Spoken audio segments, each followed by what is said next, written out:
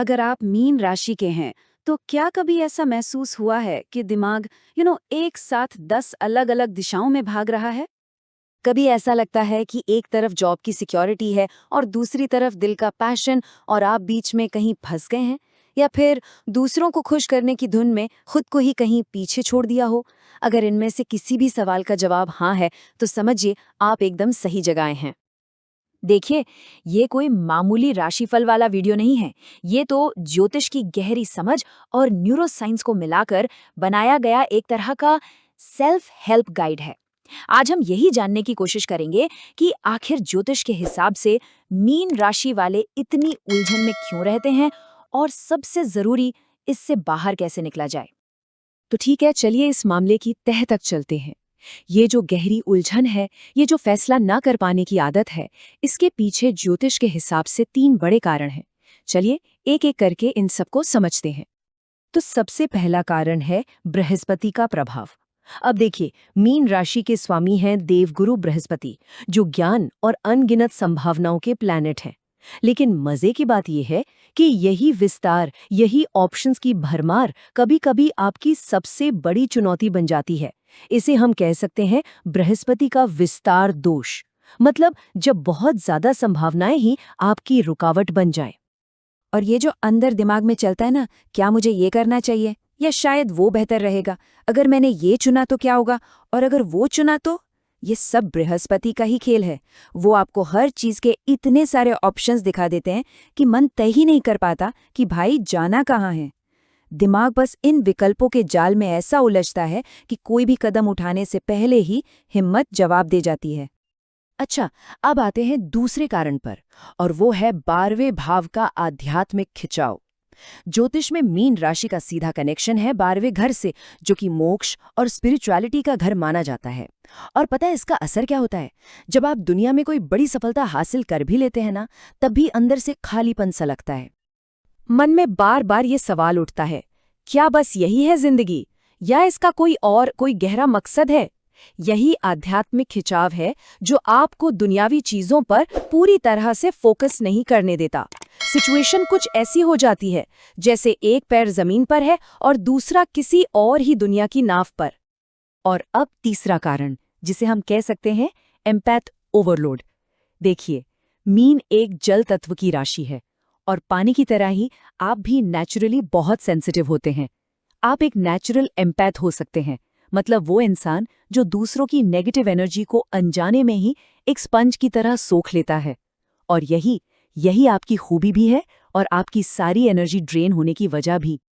तो होता क्या है कि मन में कहीं ना कहीं ये बात बैठी होती है कि दूसरों की मदद करना ही एक अच्छे इंसान की निशानी है, और बस इसी चक्कर में आप हर किसी को हाँ कह देते हैं, भले ही आपके पास टाइम हो या ना हो, एनर्जी हो या ना हो।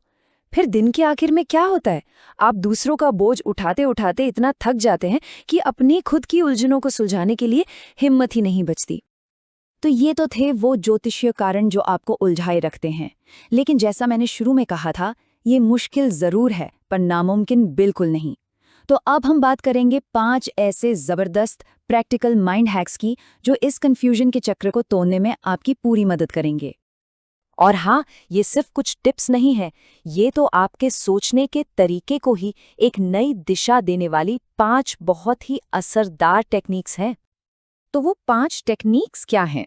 पहली है 5 मिनट का नियम, दूसरी 10 सेकंड का ब्रेक, तीसरी है ग्राउंडिंग टेक्निक्स, चौथी है सोने से पहले के सुझाव, और पांचवी सकारात्मक संकल्प। चलिए अब हर एक को थोड़ा डिटेल में समझते हैं। तो पहला माइंड हैक है 5 मिनट का नियम। सबसे बड़ी चुनौती क्या होती है? किसी बड़े काम को देखकर ही घबरा जाना और उसे शुरू ही ना कर पाना, है ना? तो इसका एक बहुत ही सिंपल सॉल्यूशन है।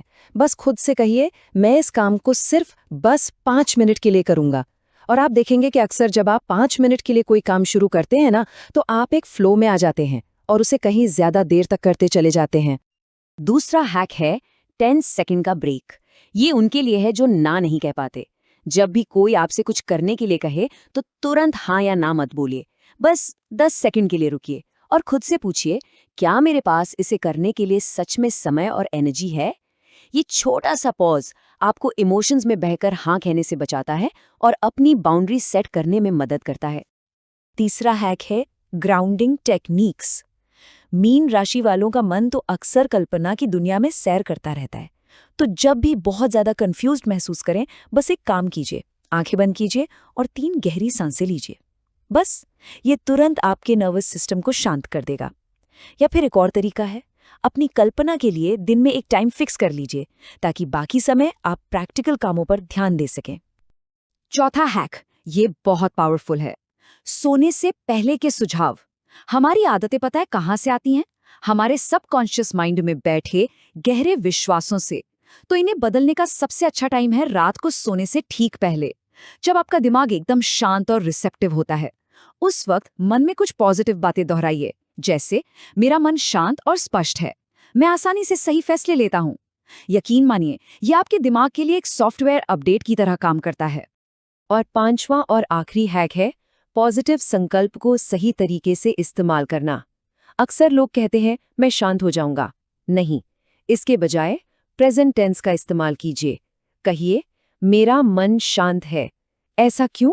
क्योंकि जब आप किसी संकल्प को प्रेजेंट टेंस में बोलते हैं तो आपका सबकॉन्शियस माइंड उसे एक कमांड, एक सच्चाई के रूप में स्वीकार कर लेता है और फिर उसे हकीकत बनाने में जुट जाता है। तो हमने बृहस्पति के विस्तार को समझा, 12वें घर की गहराई को जाना और जल तत्व की सेंसिटिविटी के बारे में भी बात की, और साथ ही 5 जबरदस्त माइंड हैक्स भी देखे। तो चलिए अब इन सारी बातों को एक साथ जोड़ कर देखते हैं। एक बात हमेशा याद रखिए, आपके जो गुण हैं वो आपकी कमजोरी नहीं है। बृहस्पति का वो ज्ञान, 12वें भाव की वो गहराई, ये आपकी सबसे बड़ी ताकत बन सकती है। बस शर्त इतनी है कि आप अपनी एनर्जी को सही दिशा में लगाएं। आप यहाँ सिर्फ संघर्ष करने के लिए नहीं है, बल्कि अपने ज्ञान और अपनी दया से इस दुनिया को एक बेहतर जगह बनाने के लिए है। लेकिन देखिए, ज्ञान बिना एक्शन के अधूरा है। तो अब सबसे बड़ा सवाल ये है, इन 5 टेक्निक्स में से वो कौन सी एक टेक्निक है जिसे आप आज अभी से अपनी जिंदगी में अपनाना चाहेंगे? क्या वो 5 मिनट का नियम होगा या फिर 10 सेकंड का ब्रेक? क्योंकि याद रखिए, अपना इरादा तय करना ही बदलाव की ओर पहला कदम होता है।